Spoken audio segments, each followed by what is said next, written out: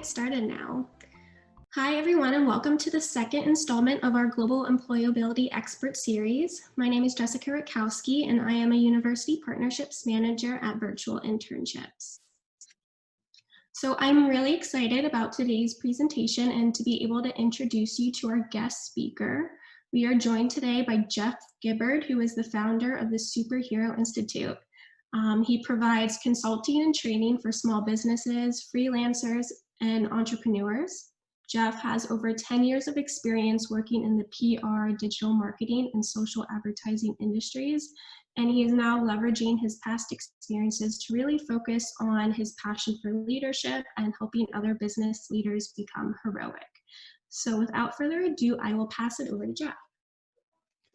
Thank you, Jesse. I appreciate you all having me. It's a pleasure to be here today. Today, I'm going to be giving one of my favorite presentations about something that is very near and dear to my heart. So without further ado, we'll get started. This is typically a longer presentation, but I know that we're a little bit limited for time, so I've reduced it down a bit. But if you're interested in learning more about the entire framework of what we're talking about today, the website below, superhumaninstitute.org, is a place to go and learn about it. It's all free. Okay. Today's talk, Becoming Superhuman. And what better place for us to start than with the origin story? That is where every good story begins, at the start. So when I was a kid, I believed that I was a superhero. I started out life believing in the core of my soul that I was a superhero. I believed that I was Superman, in fact. And I thought I could do basically anything. I thought I could fly. I thought I could do absolutely anything. And that spirit of superheroism and limitless possibility is something that has carried me throughout my entire life. And it started really manifesting itself when I started to think about who I want to be as I grew up. So the first thing that I thought, this is what I'm going to be because I can be anything, is I thought I was going to be the starting point guard for the New York Knicks. I really loved basketball, and I believed in my soul, in my heart, that I could become a pro basketball player. Now, at around the time I got accepted into colleges, turned out that I wasn't going to be on any D1 college basketball teams. So I had to kind of pivot and decide what I wanted to do next. And again, thinking big, I thought I'm going to be a world-class director. So I went to film school at Temple University, and I wanted to become the next Stanley Kubrick, the next Martin Scorsese, the next Alfred Hitchcock. I basically had the idea of being among the legacy of all of the great filmmakers. And when that didn't work out, as I was kind of winding down my college career and realized that I didn't really like this path as much as I thought I would, I pivoted once again and thought, I'm going to revolutionize in-home fine dining. I am going to start up a personal chef service that's going to change the way people think about eating at home and about going out to restaurants, things like that. I'm just going to completely change the game. I've always had these big ideas of being able to do anything and revolutionize industries. And I was met with a lot of failure through it.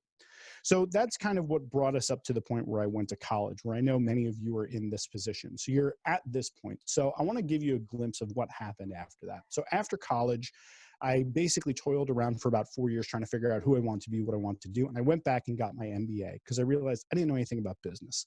From there, I got hired at a management consulting firm, began to learn a little bit about leadership, and I became obsessed with productivity. After that, I left about 2 years later and joined a PR firm as a director level, being the director of the social media practice group. I was really into social media as I left my MBA and realized that if I just worked harder than anybody else, I could become a leader in this space. So that led me to getting my first management consulting job, then moving over to a PR firm. Now, this may seem very linear so far from that red dot, but I assure you it's not. Now, I'll show you the twists and turns. Because after that, I started my own business, a social business agency called True Voice Media. And this was my first real jump into entrepreneurship because it lasted for about 9 years, or I'm sorry, about 7 years. I ran my own business until I was acquired by a larger agency. And in that gap in between, I worked on myself a lot. I read a lot. I wrote a lot. I did public speaking. I got really into leadership. I began to really get fascinated with the psychology of how human beings make decisions and why we behave certain ways. I looked at the science of influence, how sales worked, how marketing worked. I began to get obsessed with how brands were formed and what brand actually meant, and about company culture. And all of this led me from the time that I had started my business to when I got acquired. And really only a year and a half later, I left that. And I just was disgusted with the idea of working exclusively in social media, and I wanted something more. So I left and I started the Superhero Institute, which was what I would call my return to entrepreneurship. doing my own thing. And now here we are today. This is just a quick origin story to today. And today I'm going to reveal to you the Superhuman framework that I developed back in September of 2019 after a lot of thinking about who I wanted to be in this phase of my career and what I want to do and how I want to help people. So let's talk about what that actually means. To talk about becoming superhuman, we first have to talk about the idea of superpowers. Each and every one of you listening to this has a superpower. You have something that you are extraordinary at, or you have something that you have the capacity to be really good at, and you have the sort of the seeds of superpowering inside of you. And they can be anything. Like maybe you're really good at folding clothes. That can be a superpower if you can organize your room better than other people. But there's all sorts of things. And just to give you a sense, here's some of my superpowers. I'm really good at cooking. I can do impressions, all sorts of different cartoon characters and accents and things like that. I can read almost 1,000 words a minute. I'm good at public speaking, at least I think so. And I'm not uncomfortable when I step on stage, as some people are. I'm really good at pitching ideas and framing them and showing how they differentiate. I'm good at sales and being in a sales conversation. Strategic thinking, parallel parking. I asked my wife about some of these, and the cooking, the impressions, and the parallel parking are all from her. And then Facebook ads. I'm excellent at Facebook ads because I've spent a lot of time in it, right? So these are some of my superpowers, and each and every one of you, I'd ask you to sit and reflect on what are some of your superpowers? Because I think it's important to understand what your superpowers are. If you want to become superhuman, you first have to understand what are you really good at right now to start with, because superpowers lead to your ability to become superhuman, and then with the right ethical framework, that allows you to become superhero. I know I'm geeking out on you, but I swear this all has relevance to your life, because whether you're someone who wants to go and work in finance, you're somebody who wants to go and work in the media industry, you want to be a journalist, or you want to be even somebody that wants to be a barista at Starbucks, whatever it is, you as a human being you have the same capacity for growth, limitless growth, as every other human being out there. And there's a process to getting there. It starts with superpowers. It starts with understanding what you're really good at, acknowledging that and appreciating that you are good at a thing. But then it moves to superhuman. And what superhuman is about is the next stage of superpower, which is that you're able to collect and learn more and more and more superpowers. At a certain point, when you have enough superpowers, I would call you superhuman. And today, what I'm going to teach you are the 5 meta abilities, meaning the abilities that lead to the other abilities, essentially, to become superhuman. These are the things that if you master these 5 meta abilities, you have limitless potential. You can be good and extraordinary even at anything that you want in your life.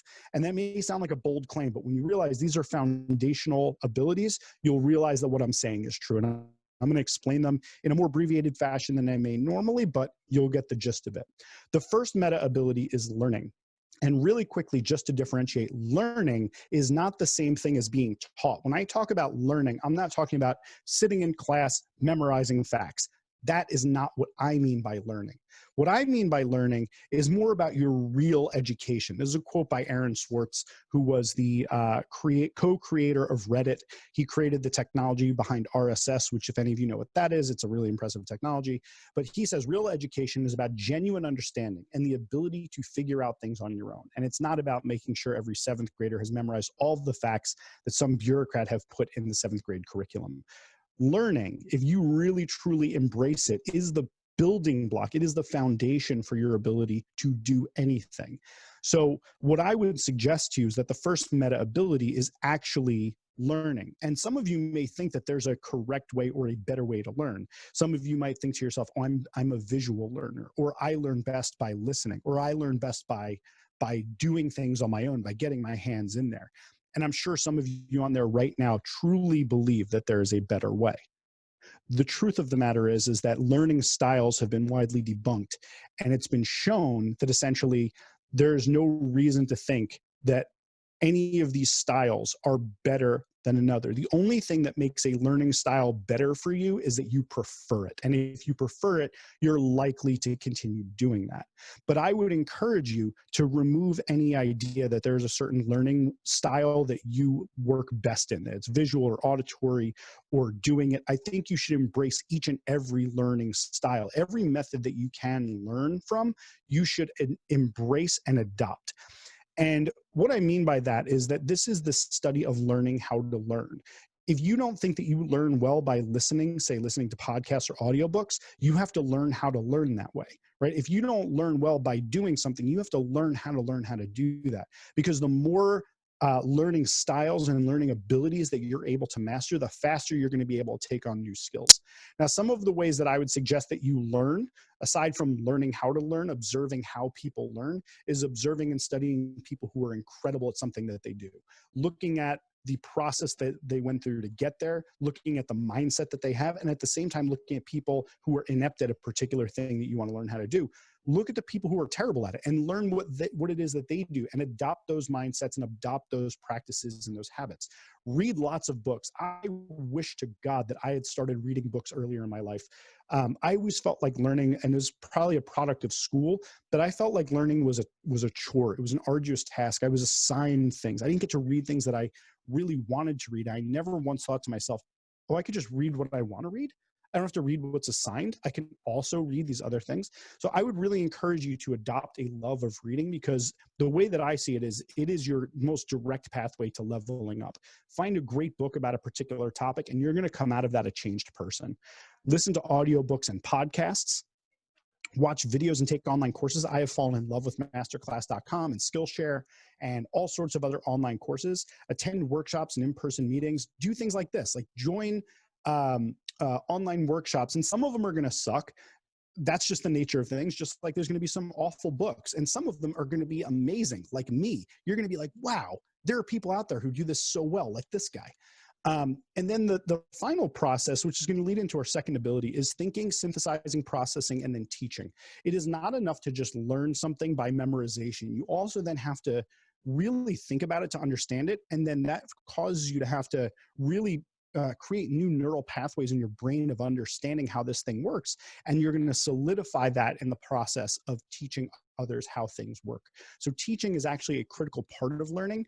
And I would argue that that's something you really need to think about. So learning is our first meta ability, and you should fall in love with learning, because it is how you continually level up and grow. But learning on its own, just actually taking things in, is only the first of 5 things that you need to do to become superhuman. The second thing you're going to need to do is thinking. You need not only to take information in, but you need to process it. And that is what thinking is about. I would say thinking is the seed of understanding. Learning, memorization, is part 1. Part 2 is working through it, analyzing it from multiple angles, thinking about it. And I'll give you a quote by someone who is a great artist that helps to illustrate that. And it's by Pablo Picasso. He says, good artists copy, great artists steal. And if you've ever seen that, you might think that what a great artist actually does is steal other people's work. That's nonsense. That's not what this quote means.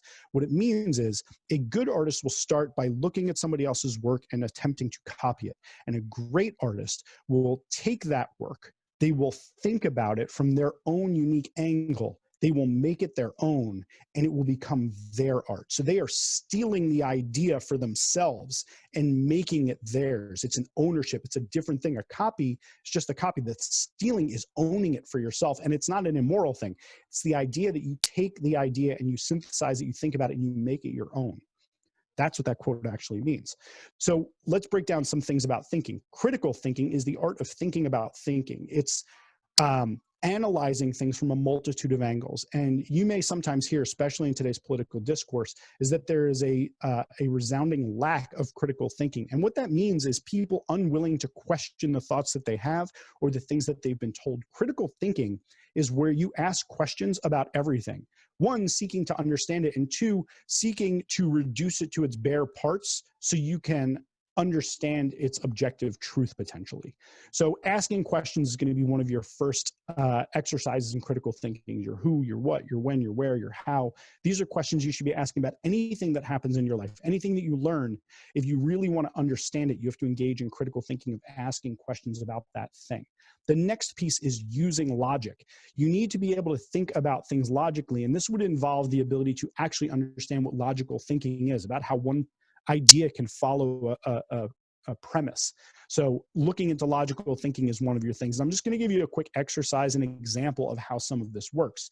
There's an exercise known as the 5 whys. It came out of the Kaizen movement in Japan back in the early Toyota days, where if you're trying to get to the root of a problem, if you're trying to truly understand something, it is not enough to just ask why. You actually have to ask why 5 times. So what that's going to look like is you might say like, oh, like people aren't buying from us. Why? Well, we make the buying process too hard. Why? Well, because we put too many fields, we put too many products on one page. Why? Well, because we want to give people all of the options. Why? Well, because we think if they have all of the options, so you have to ask 5 whys to get to the core. Now, you'll come up with, based on who answers these 5 whys, you're going to get a lot of different answers to what happens all the way at the end of that 5 why cycle. But it's an exercise that allows you to get to the root of a problem. The next piece of thinking that I would encourage you to focus on, and these are really the 2 biggest ones, there's the critical thinking and then there's creativity and imagination. And learning how to think, quote, outside the box, first you have to understand the box, right? You have to learn the rules so you can break them like an artist, which is a paraphrasing of another Picasso quote. But creativity is about understanding what the rules are and then being able to think outside of those rules or combining multiple different ideas together. 3 different activities that you can engage in that help to flex that muscle of creativity and imagination. Brainstorming is one of them. That's where you get a bunch of people together all in one space and you all kind of shout out ideas. None of them are a bad idea. And you kind of work together, feeding off of one another. And again, creativity partly comes from the mashing together of 2 disparate ideas. So brainstorming sessions are a really great way to do that. Mindstorming is a slightly different idea, and that's an idea that was come up with by a guy named Brian Tracy. Mindstorming is when you find yourself stuck, one of the things you can do is think about the problem you're trying to solve, write down 20 different ideas, and then you have to implement 3 of them immediately. That's the idea behind mindstorming. Write down 20 ideas. You cannot stop less than 20. You must do 20 ideas, and then you have to implement 3 of them immediately. Then there's mind mapping. Mind mapping is the process of letting your brain actually operate the way it does. You have a core concept, and then from there you have offshoots of it. You might have a circle at the beginning that you draw, and then from there you draw kind of 3 ideas that come off of it, and then from there you say, what are the 3 ideas that come from that? And you let your brain kind of go the way that it normally does to solve problems. These are 3 of many different ways to flex your creativity and imagination muscles. Very important to have both critical thinking and creativity and imagination to better understand things and to think new ideas above and beyond what you learned in the first place. That's where new things come from. The third meta ability is communication. Communication is so important in every aspect of your life that probably above all, communication might be the most important thing absent of the other 4 abilities that I'm talking about. Communication is your ability at a basic model. It's you have information going from one place to another, and communication is what happens in between. The accuracy of the information from its origin point to its destination point is the effectiveness of the communication. If you can carbon copy the intent, the goals, all of the different aspects of the information from its origin to its destination, that is effective communication if it is interpreted exactly the same as its origin. So one of the most important aspects of that as you work on your own clarity is as you move from university, maybe into graduate school or into the work world, one of the most important things that you're probably going to be doing is communicating. It's going to be a lot of emails. It's going to be presentations. It's going to be conversations with your peers, with your boss, etc. Clarity of your communication is going to be one of the most important things because misunderstandings as they happen are some of the ways that you get breakdowns in your work life. It's going to be when, people are going to assume certain things about what you meant and they're going to, hold you to account to it. So clarity is super important when you're thinking about your communication. Here are just some of the kind of aspects of clear communication. What is the word choice you're using? For instance, just as an example, if I said, today you're going to learn something, today I'm going to teach you something, or today I'm going to show you something, each of those words strikes you differently. Learning might feel good. It might feel empowering. Teaching might feel like, oh God, this is school again. Whereas showing you something might feel very, very relaxing. It might feel like, oh my God, he's just going to show me something. It's kind of my choice whether or not I take it, right? So the words that you choose in your emails, in what you say to people can make them feel empowered. It can make them feel threatened. So being very careful about your word choice and how you format even the way that you say things, punctuation, spacing, all that is going to be part of the clarity of your communication. You want to make sure that the intent that you're going into it with, the goal you're going into it with, is accomplished by way of your word choice. Brevity and simplicity, speaking succinctly and getting things to the point, very important. Framing and setup. If I were to say to you, hey, listen, we're about to have a really uncomfortable conversation. I have to kind of call you out about some things that have been going wrong, but I want you to understand that my goal is that we get back on the same page and we're able to accomplish the same goals. Is that okay with you? That's framing and setting someone up the way that they hear what you're saying, right? So that can be really, really helpful if you feel like there may be a misinterpretation of what it is that you're saying. Matching and mirroring, labeling, nonverbal communication, and trust, all of those are very important. I don't have time to go into each and every one of them, but you can learn about just about all of them. Matching and mirroring and labeling are things that you can learn about on Masterclass by taking Chris Voss's class on negotiation. But I wanted to talk about trust because trust leads us into our next meta ability. Sorry, one more thing, empathy. Empathy is one of the most important things that you're going to have in communication because it gives you the ability to see from somebody else's point of view. I believe it's actually one of your ultimate superpowers in life is the ability to understand where somebody's coming from so that you can validate them, understand where they're coming from, and have a productive conversation. I would encourage all of you to watch this TED Talk by Sam Richards called A Radical Experiment in Empathy. It is a really, really expressive way of getting you to understand the concept of empathy, of being able to see in somebody wildly different point of view. So really encourage you to watch that. So back to what I was saying about trust and empathy and how those two lead together. Leadership, the ability to take others from one place to another. When you combine it with learning, thinking, and communication, if you then add in learning is how you build a movement. It's how you build actual things happening outside of you just on your own. Leadership actually has only two tools, your words and your actions. The words you say are going to change how people respond to you, and your actions are going to dictate the authenticity of what it is that you say. So as a leader, you always need to be thinking about what are your words that you're using, what are the actions that you're displaying. And I'm going to give you a cheat sheet for all of you who are going to be moving into whatever roles you move into. Please hold this for the rest of your lives because all of you will be leaders the day that you decide, I am a leader. Leadership is a mindset. And when you decide, I am a leader, you will be a leader insofar as you have started the journey of deciding you are, and you will continually grow in that way. Your words and your actions are your starting point, and there are three elements of a good leader that you have to consider at all times. I'm going to give you those three. This comes out of a book I'm writing on leadership called The Lovable Leader, but these are the three core principles. The first one is trust. You cannot lead people if they do not trust you. And there's a really great book by Robin Dreeke called The Code of Trust. I would strongly advise you all buy it. And it actually breaks down for you the process of getting trust with someone. And one of the early pieces is you have to set your ego aside and you have to validate others and speak to their goals. This is a core component of leadership. The difference between a leader and a boss is a boss will tell you what to do and a leader will inspire you what to do. So it's very, very important that you understand the distinction there, okay? So the next is safe travels. By safe travels, what I mean is one, creating a feeling of safety for all the people on your team, and travels meaning you're going to a destination and you wanna make sure that the journey there is safe. Safe travels is the second one. Third one is care. You actually have to express care for the people that you are leading. And if you do not, you have shown that you do not have their best interests in mind. And that's what care is about. It's about understanding what their interests are and speaking to them over your own interests. Those are the three pieces: trust, safe travels, and care. Remember that as you move into leadership roles. And remember, every role is a leadership role the moment you decide it is. Now, fifth and final meta ability is realizing. Realizing is meaning making things real. It's taking an idea and turning it into reality. And if you see now, looking at those five abilities, how they fit together, there's learning things, thinking about them so you understand them, being able to communicate them, leading others, and then making those things real, making them manifest in reality. So the fifth meta ability of realizing actually includes a bunch of different things, but the first is productivity, which is a combination of your ability to plan effectively, to take action, and to maintain focus through both the planning phase and the action phase, focused on what it is that is your priority. And if you can maintain that focus in both your planning and action, you have the ability to get things done. And that's what everybody wants, right? To get things done in their life, in their business, etc. Now, there's a couple aspects of this that are very important I want to break down. Motivation and willpower. It's very important that you understand how to, one, motivate yourself when you're not motivated, and then also to maintain willpower through things you don't want to do.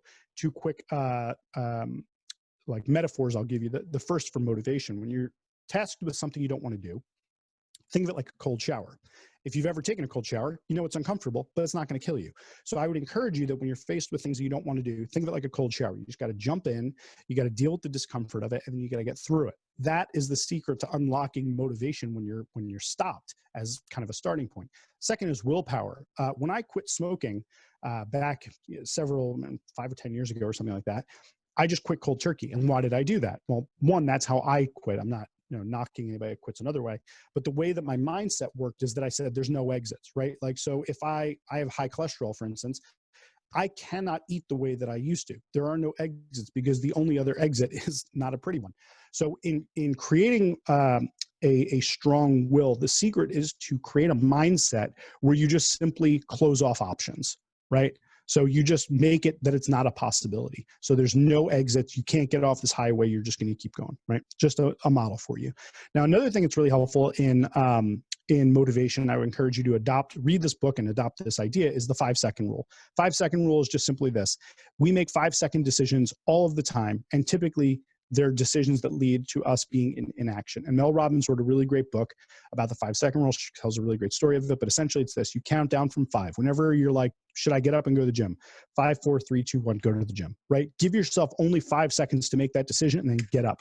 If you give yourself that 6th, 7th, 8th, 9th, 10th second, you're probably going to talk yourself out of whatever it is to do. Make a 5-second decision and take action. Have a predilection towards action. Final. I think I have one more slide after this. Clarity and focus. It's very important to be able to get things done, to have a clarity of mind and focus. And there's 4 tools that I'll give you here. The first is meditation. If you are not meditating, is a really great way to quiet things down so that you can hear what's happening more clearly. Meditation, even 10 minutes a day, super important. Sit down, put on Calm or Headspace or any of the other meditation apps and give yourself 10 minutes to just clear. It's especially helpful if you're like spinning in your mind, you have so many priorities, you know what to do. Meditation will help calm that storm. 3 books, Essentialism, Deep Work, and then Minimalism as a principle. The idea being that focus is about saying no to other things. It's about determining that in this moment, I'm going to pick what is essential, that is my highest priority. I'm going to remove all other things out of my space. That's kind of the minimalism. And then the deep work being giving myself the space to focus on that one thing. I would highly recommend reading the book Essentialism and reading the book Deep Work by Cal Newport. Both great books. Minimalism as an ideology, as a philosophy, allows you to have more of a clear headspace. And that is the last slide. I want to say thank you for attending my very accelerated version of this workshop. But if you master these 5 abilities, I promise you, I absolutely can promise you without a shadow of doubt that these are the sort of things that will make you a superhuman. So if you enjoyed this presentation and you want to give me some feedback, you want to say you loved it or you hated it, whatever it is, please go to jeffgibbard.com/feedback and say how great I am.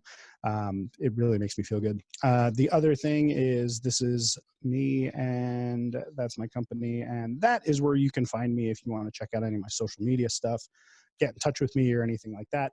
If you do nothing else on there, just subscribe to my YouTube channel, the Superhero Institute. I put free lessons on there all the time. How to pitch things, how to maintain productivity, all different things. I'm building out an entire catalog of lessons that I put there. So if you're a YouTube person, please subscribe to my YouTube channel, jgibbard.me/superhero TV, or just search for the Superhero Institute on YouTube. And I now turn it over back to Jessie.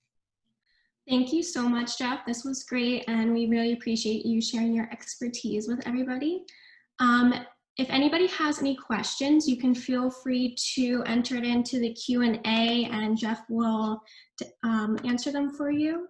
If you have any questions, feel free to reach out to him, as he showed you all of his social media and contact information, or you can reach out to us at hello@virtualinternships.com. Thank you. Thank you all.